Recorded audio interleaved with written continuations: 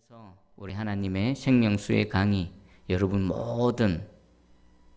삶의 영역, 여러분 상한 영역, 죽어 있는 영역에 닿아서 살아나고 번성케 되는 은혜가 있기를 축복합니다.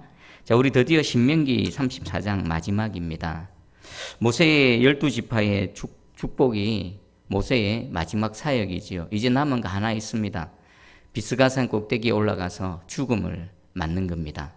모세의 죽음 어떨까요? 모세의 죽음을 가만히 살펴보니까 우리 일반인의 죽음과는 아주 독특한 특징이 몇 가지가 있습니다. 그것을 살펴보면서 한번 나가기 원합니다. 우리 1절, 2절을 한번 다시 읽어보겠습니다. 자, 시작. 모세가 모압 평지에서 느보산에 올라가 여리고 맞은편 비스가 산꼭대기에 이르매 여호와께서 길앗 온 땅을 단까지 보이시고 또 온 납달리와 에브라임과 므낫세의 땅과 서해까지의 유다 온 땅과 네겝과 종려나무의 성읍 여리고 골짜기 평지를 소알까지 보이시고. 아멘. 이제 모세의 이 땅에서의 사역이 다 끝났습니다. 하나님께서 그런 모세를 이제 비스가산 꼭대기로 불러내십니다. 그리고는요, 그 산 꼭대기에서 장차 이스라엘 백성들이 들어가서 차지하게 될 그 땅, 이 땅은요, 그의 조상 아브라함과 이삭과 야곱에게 주시겠다고 약속하신 바로 그 땅이지요. 그 땅을 다 보이십니다. 꼭 산 꼭대기에서 저 북쪽 단에 이르기까지, 또 저 지중해가 보이는 서쪽, 그리고 저 동쪽 요단 동편까지, 그리고 유다 광야를 지나서 여리고 그 성을 지나서 저 남쪽 끝까지 동서남북을 다 보여주십니다. 하나님께서 보이셨다는 것인데, 이것은 그냥 환상으로 보이신 게 아니라 모세의 눈에 보이게끔 하나님께서 역사하신 것입니다. 그런데 이것은 현실적으로는 불가능한 겁니다. 초자연적인 하나님의 능력이 모세의 그 눈에 임했고 그리고 보여진 겁니다. 왜 그런가 하면 지금 모세가 서 있는 비스가산 꼭대기에서 예를 들면 단까지는요 무려 288km나 떨어져 있습니다. 사람이 아무리 시력이 좋다고 해도 200km가 넘는 그 곳을 바라볼 수는 없습니다. 하나님께서 모세에게 초자연적인 능력을 더하여 주셔서 이스라엘 백성들에게 주시겠다고 약속하신 그 땅을 동서남북으로 다 바라보게 하십니다. 자, 그런데 모세는 여기까지입니다. 다 봅니다. 하나님께서 다 보여주십니다. 그런데 모세는 들어갑니까? 못 들어갑니까? 못 들어갑니다. 여기서 이제 인생을 마감해야 됩니다. 이 육신의 장막을 벗어야 되는 겁니다. 자, 그러면 우리 4절에 보니까 여호와께서 그에게 이르시되 이는 내가 아브라함과 이삭과 야곱에게 맹세하여 그의 후손에게 주리라 한 땅이라 내가 내 눈으로 보게 하였거니와 너는 그리로 건너가지 못하리라 하시매. 아멘. 모세를 약 올리는 걸까요? 이미 하나님께서는 모세에게 말씀하셨습니다. 너는 못 들어간다. 광야에서의 단 한 번의 실수, 또 한 번의 여호와의 거룩함을 나타내지 못한 그 범죄함 때문에 하나님께서 모세를 그 땅에 들어가지 못하게 하셨습니다. 모세는 얼마나 들어가고 싶었겠습니까? 40년은 어쩌면 평생이죠. 마지막 모세의 왕자로서의 40년이나 미디안 광야에서의 그 고독한 광야 생활 40년이나 어떻게 보면 마지막 40년을 위한 준비 작업이었지 않습니까? 모세는 자신의 전 인생을 다 쏟아부었습니다. 이스라엘 백성들 장정만 60만 명, 전체 하면 수백만 명이나 되는 그 사람들을 40년이라는 세월 동안 정말 말도 많고 탈도 많았고 여러 가지 우여곡절 끝에 여기까지 왔는데 정작 하나님께서 자신에게는 보여주시지만 너는 그곳에 못 들어간다. 여기서 이제 죽음을 맞아야 된다라고 말씀하십니다. 자, 그러면 이 모세의 죽음이 하나님께서 좀 너무하신가? 여러분 어떻게 생각하십니까? 그런데 이 모세의 죽음을 가만히 살펴보면요. 이 땅에 존재했던 그 어떤 사람도 누리지 못했던 독특한 하나님의 은혜를 누리게 된다는 것을 알게 됩니다. 자, 그러면 모세의 죽음의 특징을 몇 가지를 살펴볼 것입니다. 여기서 지금 모세가 이 모세의 죽음을 맞는 것하고 가나안 땅으로 들어가서 일반 사람들이 맞는 죽음하고 과연 어떤 게 더 큰 은혜인가 여러분 한번 비교하면서 한번 생각해 보십시오. 첫 번째 모세의 이 죽음의 특징은요, 홀로 맞는 죽음입니다. 여러분 지금 비스가산 꼭대기에는요 모세 혼자 갔습니다. 동행자, 그 수종자, 수종드는 자 여호수아도 없습니다. 함께 했던 이스라엘의 지도자, 각 지파들의 지도자 리더들도 없습니다. 홀로 올라갔습니다. 뭐하러 올라갑니까? 죽기 위해 올라갑니다. 여러분 장면을 한번 상상해 보십시오. 모세는 지금까지 수많은 사람들과 함께 했습니다. 수십만 명, 수백만 명과 함께 했습니다. 그런데 홀로 비스가산 올라갑니다. 올라가기 전에 뭐 했을까요? 여호수아와 작별 인사했겠죠. 그동안 40년 동안 동고동락했던 지도자들, 각 지파의 수령들, 또 지도자 장로들 다 모아놓고 하나님께서 이제 나를 부르십니다. 내가 조산에 올라가면 다시는 못 내려옵니다. 육신의 장막을 벗고 내가 죽음을 맞을 겁니다. 여러분 지금까지 잘 해오셨고 또 지금까지 잘 동력해 주셔서 너무나 감사합니다. 저는 비록 여기서 죽음을 맞지만 여러분은 다 저 요단강을 건너서 약속의 땅에 들어가실 것입니다. 그 땅에서 하나님 주신 기업 가운데 풍성한 은혜를 누리며 잘 사십시오. 저는 갑니다. 빠이빠이 하고 갔겠죠. 돌아서서 가는 모세의 뒷모습을 보는 여호수아의 심정, 함께 동고동락했던 그 이스라엘의 많은 백성들이 바라보는 그 시선, 어떤 시선이었을까요? 누구도 함께하지 않습니다. 모세 혼자 갑니다. 그리고 모세는 지금 막 죽음을 임박해서 육신이 연약해졌고 질병으로 막 숨이 넘은 그 정도가 아닙니다. 성경에는 보니까 120세지만은 그의 눈이 흐리지 아니하였고 기력이 쇠하지 아니하였더라. 마음 같아서는 하나님, 내가 이렇게 건강한데, 내가 이렇게 튼튼한데 조금만 더 살게 해주시면 안 됩니까? 라고 말할 수도 있죠. 근데 모세는 그러지 않습니다. 그냥 타박 걸어서 자신이 죽어야 될 그 자리로 지금 걸어가고 있습니다.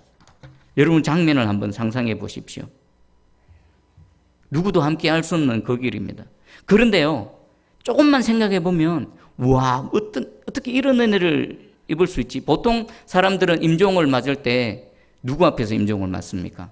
사랑하는 가족들, 자녀들, 처자식들 다 불러 모아놓고 내가 이제 간다라고 마지막 인사를 하고 유언을 남기고 가지 않습니까?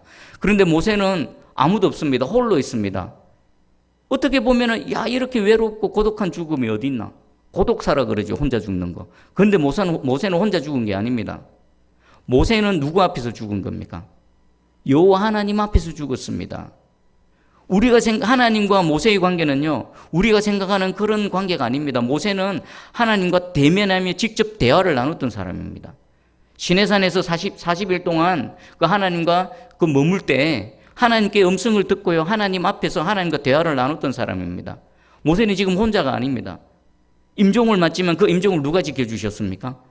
여호와 하나님께서 모세의 임종을 지켜주셨습니다. 세상에 이런 은혜가 어디 있습니까? 야, 모세는 홀로 있는 것 같지만 하나님이 모세의 임종을 지켜주셨네. 그리고 모세의 장례는 누가 치렀을까요? 하나님께서 천사들에게 명령하셔서 천사들이 장례를 치렀습니다. 우리 유다서 보면요, 1장 9절에 천사장 미가엘이 모세의 시체에 관하여 마귀와 다투어 변론할 때 하나님께서 천사장 미가엘에게 모세의 시체를 맡긴 겁니다. 영혼이 떠나간 모세의 육신을 천사장 미가엘에게 맡겨서 장례를 치르게 하신 겁니다. 존재했던 사람 중에 이런 은혜 입은 사람이 있습니까? 아무도 없습니다. 모세 한 사람밖에 없습니다. 비록 인간적인 관점에서 보면 아무도 없는 외롭고 고독한 죽음인 것 같지만 그 자리에 하나님이 지켜보고 계셨고 마지막을 지켜보셨고요. 천사들이 모세의 장례식을 치렀다는 것입니다. 그리고 6절에 보니까 벳볼 맞은편 모압 땅에 있는 골짜기에 장사되었고 오늘까지 그의 묻힌 곳을 아는 자가 없느니라. 그 옆에 아무도 없었기 때문에 모세의 그 묻힌 자리를 알지를 못합니다. 하나님만 아시고요, 장례를 치른 천사들만 아는 겁니다. 여러분 가만히 생각해 보십시오. 여러분 죽음을 한번 생각해 보세요. 내가 죽을 때, 내가 임종을 맞을 때 주변에 사랑하는 가족들이 있겠죠. 여러분 한번 이것도 생각해 보십시오. 내가 임종을 맞을 때 하나님이 오셔서 나의 죽음을 바라보고 계신다. 나의 임종을 지키신다. 이 은혜 얼마나 대단한 은혜입니까? 모세가 입었던 이 은혜, 여러분 한번 사모하시며 그 은혜를 기대해 보시기 바랍니다. 그리고 모세의 죽음의 두 번째 특징은 뭐냐면 이 죽음은 소망의 죽음입니다. 소망의 죽음. 하나님께서는 모세에게 이스라엘 백성들이 들어갈 땅을 보여주셨습니다. 자신은 못 들어가지만 그 땅을 바라보고 하나님께서 약속의 말씀을 주셨죠. 4절에 여호와께서 그에게 이르시되 이는 내가 아브라함과 이삭과 야곱에게 맹세하여 그의 후손에게 주리라 한 땅이라. 다시 한번 약속을 주십니다. 이것은 모세에게 주시는 하나님의 약속의 말씀입니다. 모세야, 너는 비록 그 땅에 못 들어가지만 지금 네가 본 동서남북으로 바라본 그 이전의 약속에선 그 땅을 지금 네가 40년 동안 그렇게 애쓰고 수고한 그 사역이 열매를 맺을 수 있도록 그들을 내가 인도하여 드릴 것이다. 내가 약속할 것이다. 너희의 그 40년은 넘는, 아니 평생의 삶이 결코 헛되지 않다. 너는 못 들어가지만 그 남아있는 이스라엘 백성들을 통해 그 사역의 열매가, 사역이 계속해서 진행되어질 것이다. 하나님께서 약속해 주시는 것입니다. 자, 이 말씀을, 약속의 말씀을 받은 모세의 마음 어떨까요? 비록 인간적으로 아쉬움이 있습니다. 모세도 한번 들어갔더라면, 그 땅을 한번 밟아봤더라면, 그럼 하나님께서 허락지 않으셨습니다. 모세는 어쩌면 그렇구나, 저들은 들어가는구나, 하나님이 나의 40년의 사역을 헛되게 하지 않으셨구나라는 그 기쁨과 소망의 죽음을 맞으면서 자신은 이 땅에, 가나안 땅에는 못 들어가지만 어디로 갔습니까? 진짜 본향, 더 나은 본향, 우리가 가야 될 곳, 그것으로 기뻐하며 할렐루야하며 감사하며 떠나갔던 것입니다. 여러분, 죽음이라고 다 같은 죽음이 아닙니다. 이 땅의 모든 생명들은 다 죽음을 맞습니다. 그러나 그 죽음이라고 해서 다 똑같지 않습니다. 먼저는요, 영생을 향한 죽음이 있고요, 영원한 형벌의 죽음이 있지요. 예수 그리스도를 믿느냐 믿지 않느냐에 따라서 갈라지는 것입니다. 그리고 오늘 모세를 통해서 또 새롭게 깨닫습니다. 죽음도 소망의 죽음이 있구나. 나는 지금 육신의 삶을 마감하지만 그 죽음 앞에서도 소망을 갖고 비전을 갖고 감사함으로 내가 죽음을 맞을 수 있구나라는 것입니다. 저와 여러분의 죽음이 이런 소망의 죽음이 되기를 축복합니다. 한번 생각해 봤습니다. 제가 이제 임종을 앞두고 어떤 상황이 발생하면 소망의 죽음이 될까? 여러 가지가 있을 수 있겠지만 제 개인적으로는 이런 생각이 들었습니다. 제가 이제 육신이 늙어서 하나님 부르심을 부르심을 받을 때가 됐습니다. 이제 잠시 후면 떠나갈 겁니다. 제 주변에 사랑하는 처자식들, 또 후손의 후손들이 모여 있을 것입니다. 다른 것 다 필요 없고 우리 가정에 사랑하는 자들, 우리 후손들이 다 제가 믿었던 그 예수 그리스도, 제가 섬겼던 여호와 하나님, 그분을 전부 다 하나님으로 모시고 그 예수 그리스도를 진짜 믿고 하나님의 사람으로 서 있는 거. 나는 떠나가지만 우리 후손들이 예수 그리스도를 믿는 믿음으로 이 땅에서 계속 그 믿음의 삶을 살아갈 것이며 새 생명의 열매를 그들을 통해서 하나님께서 맺히게 하실 것이며 그들을 통해 하나님의 영광이 나타날 것이다. 우와, 소망의 죽음 아닙니까? 나는 떠나가지만 나의 믿음을 이어받은 많은 우리 후손들이 그 믿음을 이어받아서 또 다른 믿음의 삶을 살아갈 것이다. 이게 바로 복된 죽음이고요, 소망의 죽음이 아닐까 생각해 봅니다. 여러분에게도요, 이런 소망의 죽음이 그냥 죽음으로 끝나는 것이 아니라 정말 감사하며 또 뭔가를 기대하며 하나님의 은혜를 기대하며 그렇게 또 죽음을 맞는 그런 소망의 죽음이 되기를 주의 이름으로 축복합니다. 아멘. 그리고 세 번째는 이 모세의 죽음은요, 후회가 없습니다. 미련이 없습니다. 다 이룸의 죽음입니다. 모세는 평생 하나님의 뜻을 이루는 도구로 살았습니다. 지금까지, 이제 마지막 순간까지 평생 사역을 다 감당했습니다. 이제는 죽는 방법마저도 모세 자신의 방법이나 보통의 인간의 방법이 아니라 하나님의 방법으로 죽음을 맞습니다. 이제 이 죽음 앞에서 하나님 앞에 어떤 보상도 요구하지 않고요, 어떤 주장도 하지 않고 담담하게 죽음을 맞습니다. 하나님께서 가라는 곳으로 갔고요, 하나님께서 말씀을 주셔서 전하라는 곳에 전했고요, 하나님이 하라는 것을 다 이루었습니다. 하나님께서 그 일을 그렇게 원하시면요, 기꺼이 자신을 드리고 헌신하고 충성을 했습니다. 다 끝났습니다. 다 이루었다. 자신이 할 수 있는 모든 것들을 다 이룬 겁니다. 여러분, 이 모세가 죽음을 맞을 때 얼마나 편안한 죽음을 맞았을까요? 예수님이 십자가에서 모진 고난 가운데 비록 그렇게 죽임 당하셨지만 예수님 마지막 순간에 다 이루었다라고 말씀하셨죠. 그 안에는 무슨 의미가 담겨져 있을까요? 하나님께서 하라고 하신 그 일을 다 이루었다. 나를 통해서 하나님의 그 모든 뜻들이 다 이루어졌다. 모세의 죽음이 바로 이런 죽음일 겁니다. 자기가 할 수 있는 거, 하나님께서 맡겨주신 사역 사명들을 다 감당하고 이제 편안하게 모든 짐 다 내려놓고 맞는 죽음. 어떻게 그게 가능합니까? 다 이룬 죽음입니다. 미련도 없고 후회도 없는, 아쉬움도 없는 그런 죽음인 것입니다. 우리는 사는 동안에 잘 살아야 됩니다. 분명히 잘 살아야 됩니다. 그런데 더 중요한 건 뭘까요? 잘 죽어야 됩니다. 이것은요, 끝이 좋아야 되고 끝이 아름다워야 됩니다. 우리 과정 속에서는 막 이리 치고 저리 치고 막 좌충우돌할 수도 있습니다. 하지만 그런 모든 과정들을 통해서 끝이 어떻게 됩니까? 하나님의 뜻이 이루어지고 하나님께서 나를 붙드시고 나를 택하시고 또 나를 보내시고 나를 살아가게 하신 그 모든 일들이 나를 통해 다 이루어질 때 우리는 진정 아쉬움 없고 미련 없는 그런 삶을, 그런 죽음을 맞지 않을까 생각해 봅니다. 여러분, 지금 이 밤에 한번 가정을 해보십시오. 하나님께서 야, 그동안 수고했다. 이제 가자. 나 있는 곳으로 오너라. 라고 하나님께서 이 밤에 나를 부르신다라면 여러분 한번 생각해 보십시오. 무엇이 제일 아쉽습니까?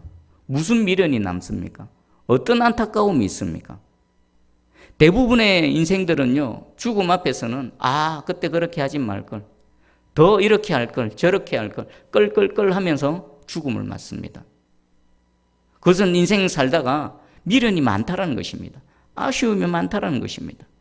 여러분의 삶을 한번 되돌아보시죠. 이 밤에 내가 생을 마감한다, 정리를 한다.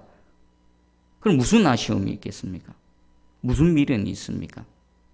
그 미련이 남는 부분, 아쉬움이 남는 부분, 그 부분 하나님께서 허락하신 시간 동안에 최선을 다해서 그 부분에 충성하시고 헌신하시기를 주의 이름으로 축복합니다. 모세의 죽음은 다 이룸의 죽음입니다. 다 이룸의 죽음. 내가 어떻게 하면 하나님께서 나를 부르실 때에 미련도 없고 아쉬움도 없고 안타까움도 없는 그런 죽음을 맞을 것인가? 여러분 개인적으로 한번 고민해 보십시오.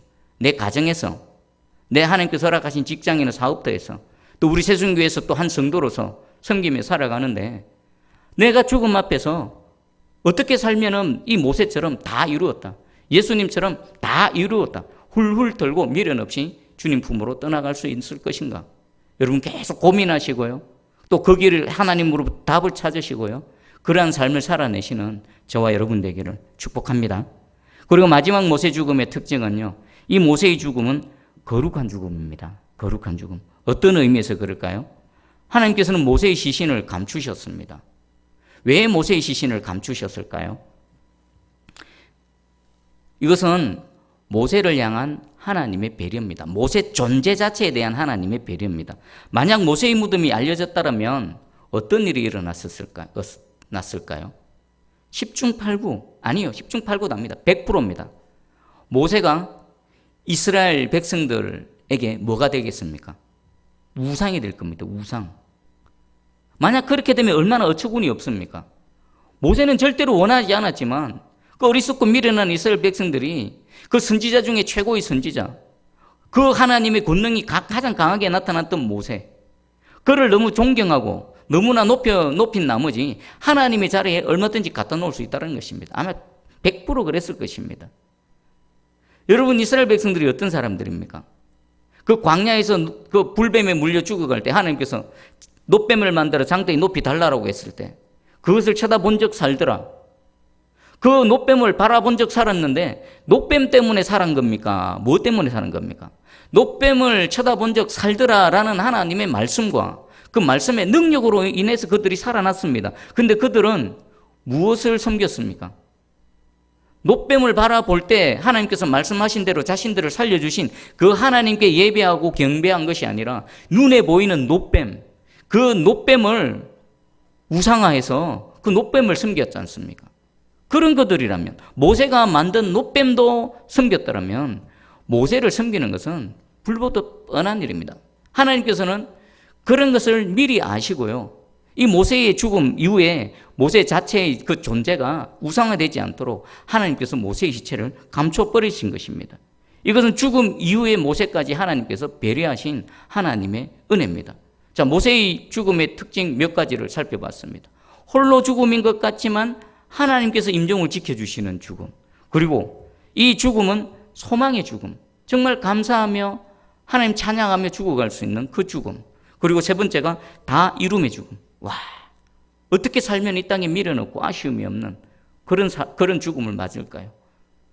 진짜 고민해 봐야 될 것 같습니다. 그리고 거룩한 죽음. 모세의 죽음 이후까지도 하나님께서 배려하신 그 죽음입니다. 여러분, 이 모세의 죽음 앞에 우리는 어떻게 살아가야 될 것인가? 지금 우리는 한 날 한 날을 살아가지만 사실 우리는 살기 위해 사는 존재가 아닙니다.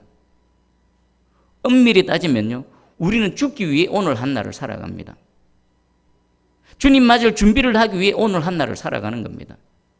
하나님께서 허락하신 시간이 뭐 100날인지 1년인지 2년인지 5년인지 10년인지 누구도 장담 못합니다. 하지만 허락한 시간만큼 우리는 주님 앞에 섰을 때 주님의 어떤 평가를 받을 것인가, 또 내가 이 땅의 삶을 마감할 때에 나는 어떤 죽음을 맞을 것인가, 그 죽음을 준비하는 하루하루의 삶이 되어질 것입니다. 여러분 사는 것은 죽는 것을 준비하는 시간입니다. 모세의 4가지 이 죽음의 특징, 여러분 곰곰이 가슴에 새기시고 묵상해 보시면 나는 어떻게 하면 이런 죽음을 맞을까 한번 생각해 보십시오.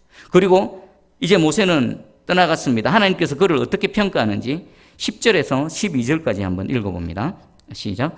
그 후에는 이스라엘에 모세와 같은 선지자가 일어나지 못하였나니 모세는 여호와께서 대면하여 아시던 자요, 여호와께서 그를 애굽 땅에 보내사 바로와 그의 모든 신하와 그의 온 땅의 모든 이적과 기사와 모든 큰 권능과 위엄을 행하게 하심에 온 이스라엘의 목전에서 그것을 행한 자이더라. 아멘. 모세에 대한 하나님의 최종 평가입니다. 어떤 주석에는요, 이것을 모세의 죽음 앞에 하나님의 추도사입니다. 추도사. 우리 사람이 죽고 나면 뭐 영화 같은 데 보면 뭐 미국 장례식 보면 가까운 지인이나 또 은사나 친구나 그 죽음 앞에 그 사람에 대해서 이렇게 소개하지 않습니까? 추도사를 하지 않습니까? 이게 10절에서 12절이 모세의 죽음 앞에서 모세를 향한 하나님의 추도사입니다. 크게 3가지입니다. 이후에는 모세와 같은 선지자가 일어나지 못하였나니, 선지자가 많았습니다. 이스라엘에게는요. 아니요, 그 이전에도 선지자가 있었습니다.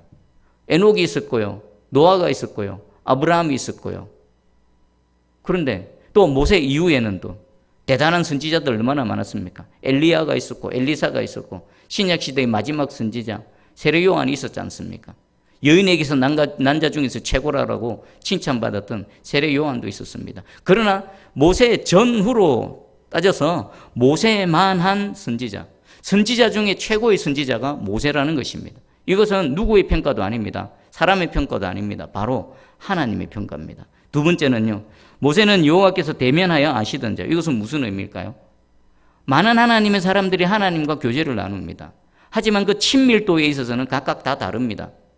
하나님이 중심에 계시면요, 그 1m 앞에 있는 사람, 5m 앞에, 10m 앞에, 뭐 100m 더 멀리 수많은 하나님의 사람이 있고 하나님의 종이 있고 선지자가 있지만요, 하나님과의 거리는 각각 다 다릅니다. 그런데 수많은 사람 중에 가장 하나님과 가까이 했고 하나님과 친밀한 교제를 나눈 사람이 누구라고요?